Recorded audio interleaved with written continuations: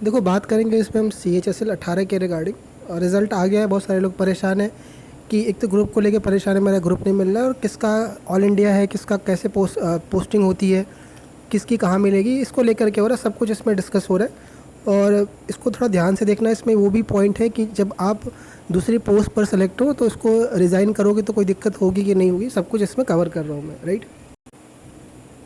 एक दो लोग का मैसेज आया था, सर ये नॉमिनेशन लिस्ट क्या होता है, थोड़ा इसके बारे में बता दो। देखो होता क्या है कि आपका अब पोस्ट मिल गया है, आपको कौन कौन सी पोस्ट मिली है ये सब कुछ आपको मिल गया एक PDF के रूप में रिज़ल्ट के द्वारा आपको। अब होगा क्या कि देखो हर एक जोन अपना DV करता है। जैसे आपका नॉर्थ में अलग होता है, वेस्टर्न रोज का रीजन का अलग होता है, सेंट्रल रीजन का अपना अलग होता है।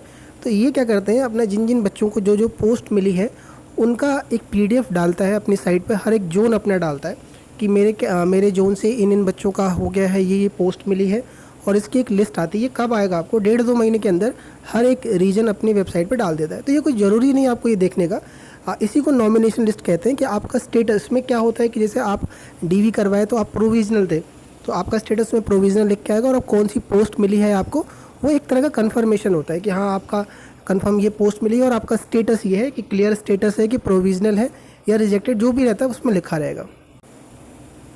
तो इसमें कोई घबराने वाली बात नहीं। अगर आपको कोई पोस्ट मिली हुई है तो वही पोस्ट लिख के आएगा। बस एक तरह का ये आपका जोन है वो अपनी ओर से कंफर्मेशन देता है। ये एक लिस्ट आती है, ये आप देख सकते हो। नहीं भी देखोगे तो घबराने वाली कोई बात नहीं, जो पोस्ट मिला है वही रहता है। अच्छा देखो अटेस्टेशन फॉर्म का मैं बता देता हूँ आपको कि देखो ये प्रोसेस जो स्टार्ट होता है डोजियर भेजने के बाद से शुरू हो जाता है।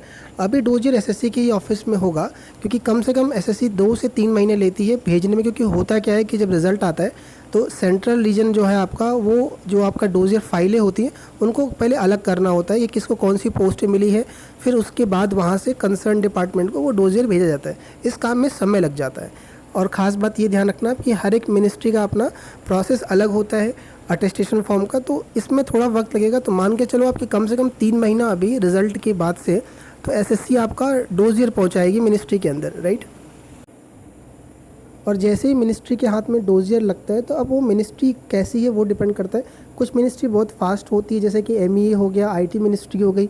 ऐसा कुछ मिनिस्ट्री है जो बहुत फास्ट, CGDA भी आपका ठीक ठाक है, मतलब प्रोसेस ठीक है। तो ये क्या करते हैं आपको कि तुरंत आपका वहाँ से बाकी का प्रोसेस कंटिन्यू कर देते हैं। कुछ डिपार्टमेंट वो सुस्त होते हैं तो वो थोड़ा सा टाइम लगाते हैं। तो अटेस्टेशन फॉर्म में क्या होता है, बेसिकली आपके कुछ फ़ोटो कॉपीज़ जाती है डॉक्यूमेंट्स के साथ में, मेडिकल वाला उसमें लिखा रहेगा उसमें कि आपको यहाँ से मेडिकल करा के ये टेस्ट करा के। मेडिकल बहुत सीरियस नहीं होता बच्चे, नॉर्मल होता है। कई गवर्नमेंट हॉस्पिटल से आप सेंट्रल वो डिस्ट्रिक्ट जिला अस्पताल से करवा के CMO के मोहर लगवा करके, और कौन कौन से टेस्ट होते हैं वो CMO बता देगा आपको, वो आपको सबमिट करना होता है। ये बहुत नॉर्मल सा है, कोई इसमें रिजेक्ट नहीं होता है, और ये सबमिट करना। देखो ये अटेस्टेशन फॉर्म का जो सीन है आपका, कई लोग इसको लेके बड़े परेशान रहते हैं एड्रेस को लेके कि सर मेरा एड्रेस तो बदल गया, फॉर्म में तो मैंने कुछ और भरा था अब कुछ और। देखो ये जो एड्रेस का सीन है, अभी ये जिस एड्रेस पे आता है वो आता है जो आपके SSC के एडमिट कार्ड पे लिखा हुआ है। तो अगर आपने वो एड्रेस छोड़ दिया है तो कैसे भी करके वहाँ के पोस्ट ऑफिस से आप टच में रहिएगा। और अगर ये बाई पोस्ट भेजा जाता है तो कई मिनिस्ट्री आपकी मेल के थ्रू कांटेक्ट करती है। जो मेल आपने उस फाइल के ऊपर लिखा होता है या DV में जो लिखा होता है, कई के फ़ोन भी आते हैं। ज़्यादातर 2 ही तरीके से होता है, या तो मेल के थ्रू होता है या तो बाई पोस्ट होता है। मैक्सिमम सरकारी काम है तो बाई पोस्ट ही रखा जाता है। और आपको ये जो अटेस्टेशन फॉर्म होता है इसमें से फ़ोटो वोटो लगा करके या तो आप बाई हैंड जमा कर सकते हो, ये उसमें लिखा रहेगा। आपको जो मिनिस्ट्री है उसका जो प्रोसीजर है वो उसमें लिखा रहेगा, या तो आपको ईमेल ही करना होगा उसकी जो कॉपी है उसकी इमेज स्कैन करके, और अगर नहीं होगा तो या तो आप बाई पोस्ट भी भेज सकते हो, इन हैंड भी जमा कर सकते हो, बाई पोस्ट भी हो सकता है अगर बहुत दूर है मान लो। तो इस केस में मिनिस्ट्री आपको ये ऑप्शन देती है, राइट। तो अटेस्टेशन फॉर्म को क्लियर होगा। ये कब आएगा आपको, जैसे मिनिस्ट्री के पास फाइल पहुँचती है। अब वो डिपेंड करता है मिनिस्ट्री आपकी कैसी प्रोसेस करती है। इसीलिए मैंने कहा था अपना ग्रुप ज़रूर ज्वाइन कर लीजिएगा आप, वहाँ से आपको टाइम टाइम पर अपडेट मिलती रहेगी। फ़ोन ज़रूर करते रहिए अपने मिनिस्ट्री में, टच में रहिए अपने मिनिस्ट्री के, बात करते रहिए कि क्या प्रोसीजर, वो ज़रूर बताएंगे आपको कि अभी फ़ाइल आपकी यहाँ पर है, ऐसी है, अभी प्रोसेस इतना बढ़ रहा है आगे। जैसे किसी एक को मिलता है अटेस्टेशन फॉर्म, आपको क्लियर हो जाता है कि हाँ अब भेजना चालू कर दिया गया है। अटेस्टेशन फॉर्म के बाद आपको ज्वाइनिंग लेटर कुछ मिनिस्ट्री इशू करती है। कई जगह पर ऐसा होता है कि अटेस्टेशन फॉर्म और सब भर के लेके जाओ और तुरंत साथ ही साथ जमा कर सकते हो आप। कुछ मिनिस्ट्री का ऐसे होता है आपका। तो मैंने कह रहा ना आपका मिनिस्ट्री टू मिनिस्ट्री डिपेंड करता है आपका, लेकिन आप रेडी रहिए 3 महीने के बाद, क्योंकि सीएचएसएल में जो वो एलडीसी की पोस्ट होती है उसमें इतना कुछ ज़्यादा रिक्वायरमेंट होती है, ट्रेनिंग वगैरह होता नहीं है। तो कई मिनिस्ट्री आपको डायरेक्ट बुला लेती है कि आप सीधा अटेस्टेशन फॉर्म भर के मेडिकल करा के अपने डॉक्यूमेंट लेके आ जाइए और सीधा आपका यहाँ पर ज्वाइनिंग कर लीजिए आप आकर, है ना। उसमें डेट मेंशन रहता है आपका। जो ये स्टेट प्रेफरेंस वाला होगा, कुछ मिनिस्ट्री जो स्टेट प्रेफरेंस मांगती है वो इसी के साथ जाता है, अटेस्टेशन के साथ जाता है। उसमें थोड़ा वक्त लगता है, क्योंकि जब आप प्रेफरेंस देते हो फिर उनको उस ऑर्डर में जिनको क्या मिलना है वो करने में थोड़ा वक्त लगता है। उसमें कम से कम 5 से 6 3 महीने का 2 से 3 महीने का गैप रहता है एलडीसी और जिसमें स्टेट वाइज रैंक वाइज होता है। 2 महीने का आप गैप ले सकते हो उसमें, है ना, और वो इसी के साथ जमा होता है। अच्छा, मैं आप ज्वाइन और रेजिग्नेशन का बता देता हूँ। देखो ऐसे मैं बताऊँ, मोर देन 40 to 50% पब्लिक है जो CGL 19 में भी अच्छा स्कोर किया हुआ है या CGL 19 की पोस्ट ले लेगा। कई लोग ऐसे भी जो CGL 18 में भी सिलेक्टेड है और CHSL 18 में भी है, क्योंकि दोनों एग्ज़ाम साथ ही हुए थे तो सबने दे दिया था। तो अब उसमें क्या है कि अब CGL ही ज्वाइन करेंगे वो, तो लोग स्किप भी करेंगे। और तो CGL वालों का दिक्कत नहीं है जो 18 वाले हैं, क्योंकि उनकी ज्वाइनिंग मैक्सिमम की आ गई। जो CGL 19 के हैं वो थोड़े से परेशान है कि क्या अब हमें इसको ज्वाइन करें, क्योंकि मान लो 3 महीने बाद ये अगर ज्वाइनिंग आती है, मान लीजिए जनवरी में आता है और जनवरी में रिज़ल्ट, फरवरी में रिज़ल्ट आ रहा है, तो लोग इसको लेकर के कि मान लीजिए अगर उसमें 4-5 महीने बाद ही अगर मुझे काम करके छोड़ना पड़ेगा तो कहीं कोई बॉन्ड वॉन्ड तो नहीं जमा करना पड़ेगा, या फिर रेजिग्नेशन मिल पाएगा कि नहीं मिल पाएगा, कहीं छोड़ने नहीं दिया तो दिक्कत तो नहीं हो जाएगी। तो ये सब दिक्कतें आपके दिमाग में चल रही हैं बहुत सारे लोगों के। कुछ लोगों का ये भी ऐसे भी हैं जो ये सोच रहे हैं कि अगर मेरा मान लो स्टेट नहीं मिला, जैसे पीए मिला है उनको, और पीए में मान लो उनको केरला मिल गया, दूसरे स्टेट मिल गया और नॉर्थ के है वो, तो वो ये सोच रहे हैं कि सीजीएल में मेरे को फिर तो सीजीएल ही कंटिन्यू करना है। बाहर तो अगर सीजीएल में ही अगर बाहर ही जाना है तो हम सीजीएल वाली पोस्ट लेके ही बाहर जाएंगे, इसको लेके क्यों जाए। तो ये सारे सवालों के जवाब देखो ये है पहले तो कि अगर आपका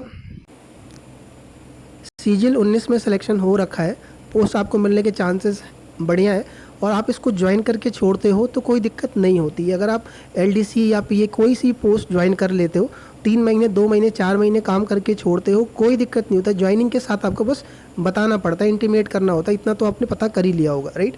और इसमें कोई दिक्कत नहीं आती, कोई बॉन्ड का इशू नहीं है, कोई इशू नहीं आता है आपको ज्वाइन कर। ऐसे बहुत लोगों ने जिन्होंने ज्वाइन किया है MTS, CHSL और CGL में स्विच करा है, तो इसमें कोई दिक्कत नहीं, आप ज्वाइन कर सकते हो। अच्छा, दूसरी बात, जो लोग ये सोच रहे हैं कि आप इसको स्किप ही मार दें, क्योंकि देखो छोड़ना उनको है ही, और उनको सोच रहे हैं कि फिर क्यों 4-5 महीने ऐसा इधर उधर भागे रहने का, फिर सब मैनेज करना पड़ेगा, फिर लौट के आना पड़ेगा इधर CGL में, तो एक तो उधर खर्चा इन्वेस्ट होगा, तो हम सीधा इसी को ज्वाइन करें। देखो आप मेरी राय लोगे तो मैं आपको ये कहूँगा कि अगर आपका कोई बैकअप नहीं है या फिर आप फाइनेंशियली इतने स्ट्रांग नहीं हो तो आप इसको ज्वाइन कर लेना। मैं आपको बता रहा हूँ CGL 19 के चक्कर में अभी फ़िलहाल मत पड़ना, क्योंकि फ्रस्ट्रेशन बहुत तगड़ा आ जाएगा और SSC में कभी भी कोई कुछ नहीं कह सकता, इसको दिमाग में रख के चलो। इस बात को आप मान के चलो तो मेरी राय रहेगी, कहीं भी रहेगा, भले कुछ आपका लॉस हो जाए, पैसे का कुछ भी हो, अगर आपके पास फाइनेंशियली सपोर्ट नहीं है या फिर आपके पास कोई ऑप्शन नहीं है। बहुत सारे लोग हैं जो ऐसे भी दे दिए कि नहीं, अगर नहीं भी मिलेगा तो कोई दिक्कत नहीं, तो कोई दिक्कत नहीं। लेकिन अगर आपको जॉब की वाकई सबको रिक्वायरमेंट, तभी तो आपने पेपर दिया, भले आपके CGL में स्कोर अच्छे हैं, राइट, तो आप इसको ज्वाइन कर लीजिएगा। मेरी राय आपको यही रहेगी, भले PA हो कहीं भी हो, कर लीजिएगा। जब आपका CGL 19 में आ जाएगा आप उसको स्विच मार के आ जाइएगा, कोई दिक्कत नहीं है। मेरी बस ये राय ये है, क्यों किस लिए कहाँ क्या हो जाएगा ये अभी मैं डिस्कस करने के उसमें नहीं हूँ। बस मेरी एक राय, मेरा एक्सपीरियंस इतना रहा है SSC के साथ में, बस मैं आपको बस यही राय दे सकता हूँ। अब देखो कौन कौन सी पोस्ट है दिल्ली बेस्ड, मैं आपको बताऊँ, एक वीडियो मैंने इस पर डाला है CHSL का, आप वीडियो चैनल पर ढूंढ लेना, प्ले लिस्ट में मिल सकती है, या फिर आप वैसे ही वीडियो देखोगे चैनल पे मिल जाएगा कि कौन सी पोस्ट की कहाँ कहाँ है, स्टेट वाइज RTA लगाई, क्योंकि देखो 40 पोस्ट हैं, 40 पोस्ट का वीडियो डालूंगा एक करके, फिर दोबारा से तो कोई मतलब नहीं रहेगा, ढूंढ लेना आप। बस मैं आपको क्लिक बता देता हूँ कि ये जो पोस्ट है ये दिल्ली बेस्ड, अगर आपको ये मिली हुई है तो इसकी पोस्टिंग केवल और केवल दिल्ली होगी। देखो CBI का बता दूं मैं आपको, CBI में दिल्ली के चांसेस ज़्यादा रहते हैं, 90% लोगों को चाहिए, क्योंकि काम वर्कलोड यहीं ज़्यादा है। कुछ लोगों को रीजनल पोस्टिंग भी मिलती है, राइट।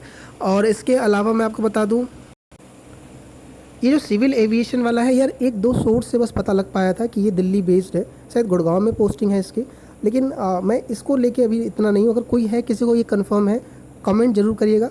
मेरे अकॉर्डिंग बाकी जितनी पोस्ट लिखी हुई है सारी की सारी पोस्टिंग दिल्ली मिलेगी। AFHQ की पोस्टिंग दिल्ली है, आपकी वाइस प्रेसिडेंट की एक सीट थी वो दिल्ली में, MEA की भी पोस्टिंग, L24 वाले की दिल्ली पोस्टिंग है, राइट। देखो जिसमें रैंक बेसिस पे ऑल इंडिया पोस्ट, जिसमें रैंक कंसिडर करा जाएगा वो ये पोस्टिंग है। DOP, department of post office वाला, इसमें रैंक के आधार पे होता है। मिनिस्ट्री ऑफ कम्युनिकेशन अच्छी पोस्ट है, प्रमोशन भी अच्छा है, डिपार्टमेंटल एग्ज़ाम भी है इसमें। रजिस्ट्रार जनरल में भी आपकी रैंक के बेसिस पर है, स्टेट वाइज पता है, आप देख सकते हो।